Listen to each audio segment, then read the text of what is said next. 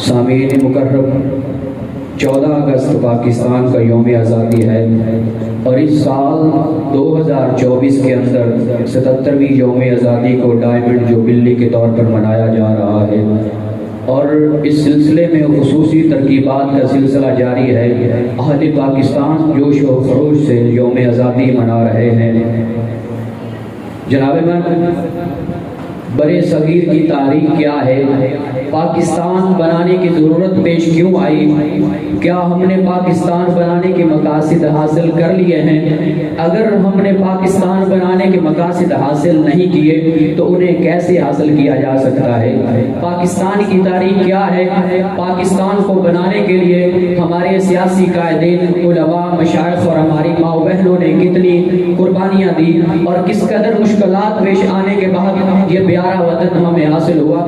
جناب والا، پاکستان کا سب سے بڑا صوبہ بلوچستان، اس کا ایک مشہور ضلع کلات، جو کہ قیام پاکستان سے پہلے ایک آزاد ریاست تھی اور باقاعدہ طور پر برطانوی رائج کا حصہ نہیں تھی۔ قیام پاکستان سے تقریباً ایک سال بعد 27 مارچ 1948 کے اندر خان آف کلات نے پاکستان کے ساتھ الحاق قائم کرنے کا اعلان کیا، اور کچھ سال پہلے خان آف کلات کے پوتے پرنس عمر سے ٹی وی انٹرویو پر پوچھا گیا کہ حضور آپ بتائیے، آپ کے ضلع کو آپ کے دادا جان نے ایک آزاد ریاست کی بجائے پاکستان کے ساتھ الحاق قائم کیوں کیا؟ تو پرنس عمر آگے سے کہتے ہیں، یہ سوال جو مجھ پر کیا جا رہا ہے، یہی سوال ایک دن میں نے اپنے والد سے کیا تھا، اور یہی سوال ایک دن میں نے اپنے دادا جان سے کیا تھا۔ دادا جان نے آگے سے کہا تھا، بیٹا مجھے حضور نبی کریم آقا علیہ السلام کی زیارت نصیب ہوئی، اور آپ نے فرمایا، اے خان آف کلات، یہ ملک اسلام کے نام پر تعبیر ہے، تم نے اس کی حمایت کرنی ہے، اسی لیے میں نے پاکستان کے ساتھ الحاق قائم کرنے کا اعلان کیا۔ جناب والا، یہ وہ ملک ہے جس کو ہمارے بزرگوں نے اپنی جانوں کی قربانیاں دینے کے بعد بنایا تھا۔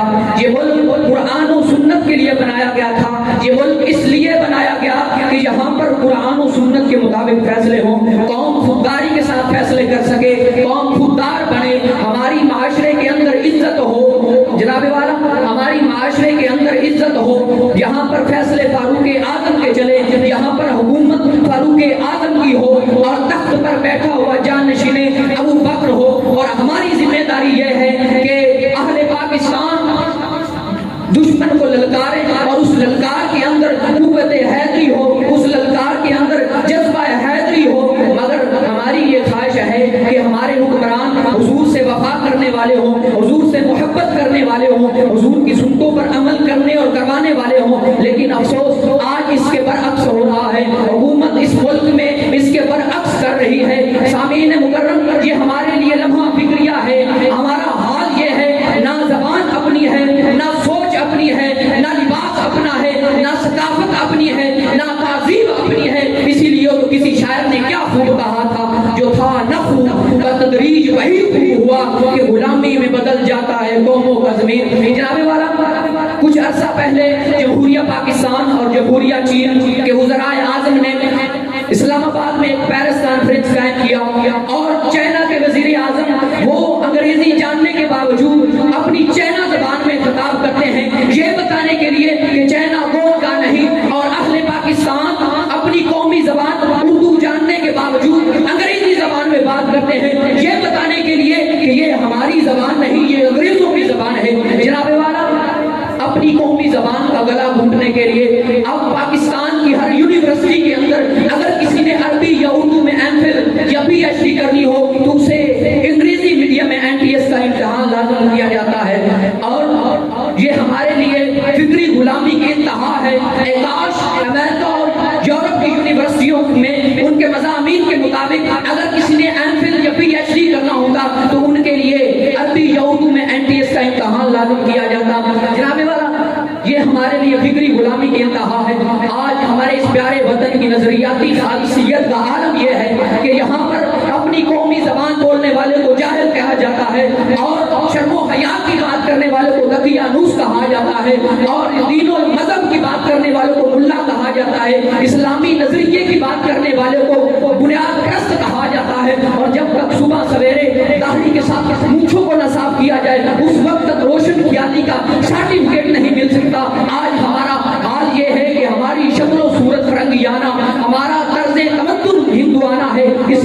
جواب شکوہ میں اقبال کو کہنا پڑا کہ وضح میں تم ہو نصارہ اور تمدن میں حروب، یہ وہ مسلمان ہیں جنہیں دیکھ کر شرمائے ہو۔ جناب والا ہم نے اسلام کے لیے، ہم نے اس پاکستان کے لیے کیا کیا؟ ہم تو پڑھنے پڑھانے کی حد تک اس سے محبت کرتے ہیں۔ ہمارے اسلاف نے قربانیاں دی تھی تاکہ اس ملک میں میرے مصطفیٰ کا نظام چلے۔ پاکستان صرف نماز اور قرآن پڑھنے کے لیے ہی نہیں بنایا گیا تھا، بلکہ یہ ملک اس لیے بنایا گیا تھا کہ یہاں پر قال قال رسول اللہ کا نظام چلے۔ کچہریوں کے اندر، جہلوں کے اندر، سکولوں کے اندر، کالجوں کے اندر، حتیٰ کہ پورے پاکستان کے ہر کونے کے اندر میرے مصطفیٰ کا نظام چلے۔ بڑے افسوس کی بات ہے آج اس ملک کے اندر، جس ملک کو میرے مصطفیٰ کی ناموس کے لیے بنایا گیا ہو، جس ملک کو میرے مصطفیٰ کی ختم نبوت کے لیے بنایا گیا ہو، اسی ملک کے اندر میرے مصطفیٰ کی ختم نبوت پر ڈاکے ڈالے جا رہے ہوں، اسی ملک کے اندر میرے مصطفیٰ کی ناموس پر ڈاکے ڈالے جا رہے ہوں۔ جس ملک کو ثانی مدینہ کہا گیا ہو، اسی ملک کے ہر بازار کے اندر روتی ہوئی، چلاتی ہوئی بچی نظر آ رہی ہو، اسی ملک کے ہر بازار کے اندر دھکے کھاتا ہوا بچہ نظر آ رہا ہو، دھکے کھاتے ہوئے لوگ نظر آ رہے ہوں، اور سکولوں اور کالجوں کے اندر بچوں کو غلط نظریے سکھائے جا رہے ہوں، کالجوں کے اندر پرنسپل کی زیر نگرانی بچیوں کے ساتھ ریپ کیا جا رہا ہو۔ جناب والا، جب ہم سے یہ پوچھا جائے گا کیا پاکستان ان مقاصد کے لیے بنایا گیا تھا تو ہم کیا جواب دیں گے؟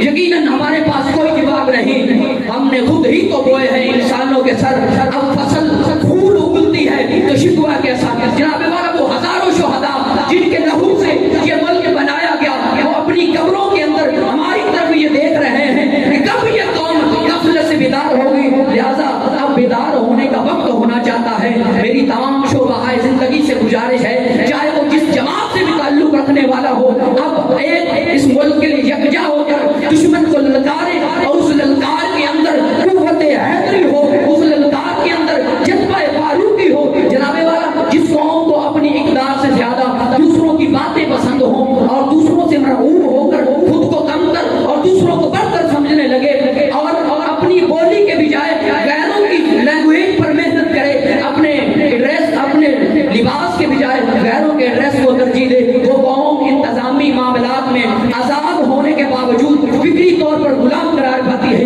اقبال نے کہا تھا غلامی کوئی بڑی چیز نہیں، غلامی میں نہ کام آتی ہیں شمشیریں نہ تدبیریں، جو ہو ذوق یقین پیدا ہو تو کٹ جاتی ہیں زنجیریں۔ جناب والا، تحریک پاکستان کی ایک بڑی وجہ یہ بھی تھی کہ قوم اگرچہ انتظامی طور پر محکوم تھی، مگر فکری شعور بیدار ہو چکا تھا۔ قائدین اپنے بزرگوں کے نقشے قدم پر چلنے کا درس دے رہے تھے، اور غیر مسلموں سے مرعوب کرنے کے بجائے اپنی تہذیب پر فخر کا درس دے رہے تھے، سبق پڑھا رہے تھے۔ اللہ رب العزت نے ایسی لاج رکھی کہ بے سر و سماندی کے باوجود ہمیں آزادی کی نعمت سے سرفراز فرمایا۔ جناب والا، وہ لوگ جو ہمیں آزادی پر اختتام کی خاطر فکری آزادی کو پروان چڑھانا چاہے اور غیروں کی نکالی کے بجائے کریم آقا علیہ الصلوۃ والسلام اور آپ کے پیروی کرنے والوں کو جذبہ کرنا چاہے، جناب والا، بقول اقبال کہتا ہے استحکام کا واحد طریقہ یہ ہے کہ قوم اپنی تہذیب سے تعلق پختہ کرنے والی ہو۔ اقبال کیا خوب کہتا ہے، اقبال کہتا ہے اپنی ملت پر قیاس اقوام مغرب سے نہ کر، خاص ہے ترکیب میں قوم رسول ہاشمی، ان جمعیت کا ہے ملک و نسب پہ نثار، قوت مذہب سے ہے مستحکم جمعیت تیری، دامن دین ہاتھ سے چھوٹا تو جمعیت کہاں، جمعیت ہوئی رخصت تو ملت بہ گئی، وما توفیقی الا باللہ۔